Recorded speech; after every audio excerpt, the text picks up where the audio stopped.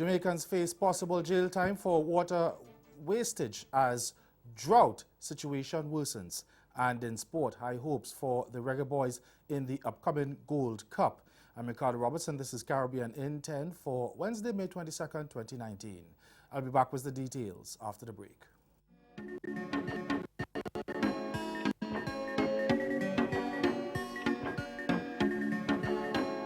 Welcome to this year's 50th Caribbean Broadcast Union Assembly on the island of San Andres. San Andres is a small archipelago located in between Jamaica and Panama in the Western Caribbean Sea.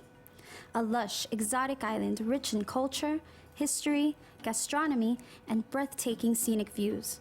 Known for its beaches and 7-colored crystalline waters, the island of San Andres will be proudly hosting this year's event.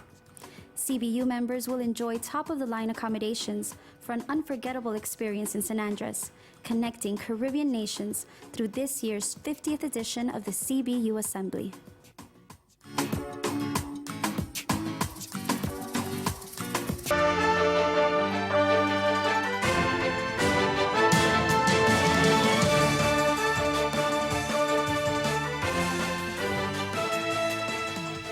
As the drought situation in Jamaica worsens, residents are now being told they will face prosecution and jail time if they are caught wasting water. The National Water Commission, NWC, has issued a prohibition order making it a prosecutable offense to waste the precious resource or use excessive amounts of potable water for non-essential purposes. The order goes into effect on Friday. NWC Corporate Communications Manager Charles Buchanan says it's intended to send a signal to the population that not only it is not right to waste water from an already limited supply, but it's also now illegal. We are hoping that it will serve to persuade persons to do the right thing, and in instances where persons persist in doing the wrong thing, we would have the force of law to support us in taking action against them. Now, some of the breaches of the prohibition order include using NWC-supplied water in a drought-affected area to water gardens or lawns or wash down walkways, using potable water to irrigate farms or refill ponds and swimming pools, and washing vehicle with a continuously running hose. Buchanan said the offences are punishable by a fine imposed by parish courts, and failure to pay the fine would result in imprisonment of up to 30 days. The Barbados government has given approval for 5 medicinal marijuana drugs to be placed on the National Drug Formulary, and it has warned businesses already selling the products that they are infringing the law. Minister of Health and Wellness Jeffrey Bostic said the drugs, which will be imported by the Barbados Drug Service, had been submitted by the Drug Formulary Committee. Addressing a training seminar for healthcare providers on therapeutic prescribing of medical marijuana products, Bostic also sought to make it clear that the smoking of marijuana would not be part of the process, since there was no scientific evidence to suggest that there was any benefits in terms of treating ailments. Only a week or two ago, I actually signed off on the list of medicinal cannabis drugs that the Drug Formulary Committee submitted to be placed on the drugs formulary, and for the drug service to be able to import those products. And so we are really on the way now in terms of making this a reality. But this training, this workshop, was mandated by Cabinet so that we in this country set a high standard as we advance with this project. Bostic says while the Ministry of Health and Wellness was responsible for this aspect of the project, the major part of it would be overseen by the Ministry of Agriculture, since it's government's intention to get involved in every aspect, including cultivation, production, marketing, and research and development. 4 Trinidadian-born steel band players in the Caribbean Juve Festival in Brooklyn have filed a federal lawsuit against the City of New York and the New York Police Department, the NYPD, claiming they were unconstitutionally arrested 8 months ago. Michael Dimas, Catherine Nunez, Gwen Glasgow, and Jennifer Frederick, members of the Heart of Steel Band, filed the lawsuit yesterday through their civil rights attorneys at a Manhattan law firm. The lawsuit claims the Steel Band members and their guests were unconstitutionally rounded up and arrested at a Panyard celebration in Flatbush, Brooklyn on September 1st, 2018. Attorney Abraham Rupert Skewell said in the civil complaint that the band members were arrested without probable cause and charged with operating an unlicensed bottle club.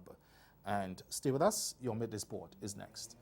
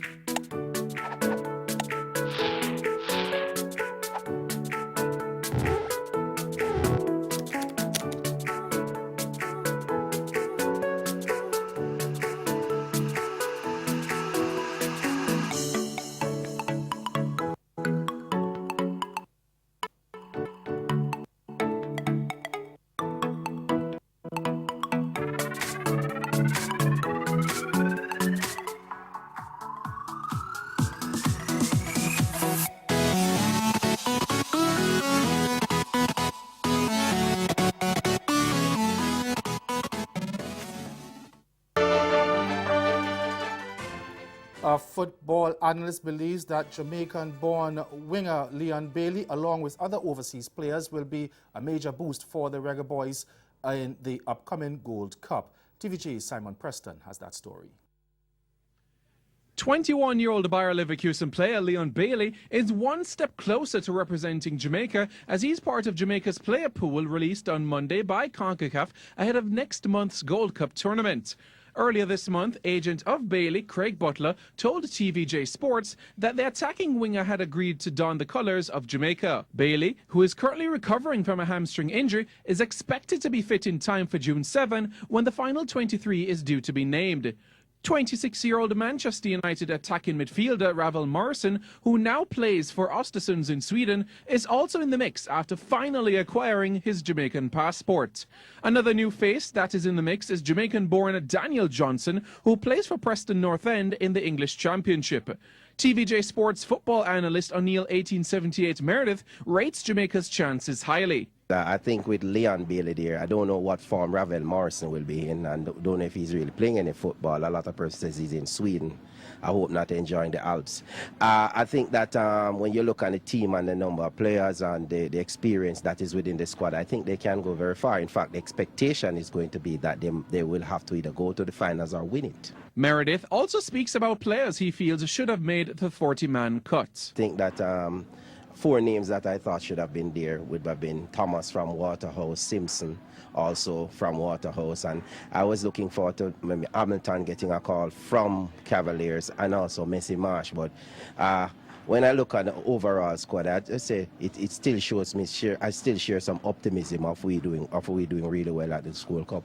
CONCACAF has stressed that the 23 players must be selected from the 40 that the 16 nations have provided. 14 members from the team in 2017, which helped Jamaica to the final against the United States, including Captain Andre Blake, Romario Williams, Kemar Lawrence, are also in the 40-man squad. Other notable invitees this time around include the English-based duo of Adrian Mariappa and Michael Hector, as well as Shamar Nicholson, who recently signed a 3-year deal in the Slovenian Premier League. And that's Caribbean in 10. Join us again at 6:30 for Caribbean Newsline. Until then, good afternoon.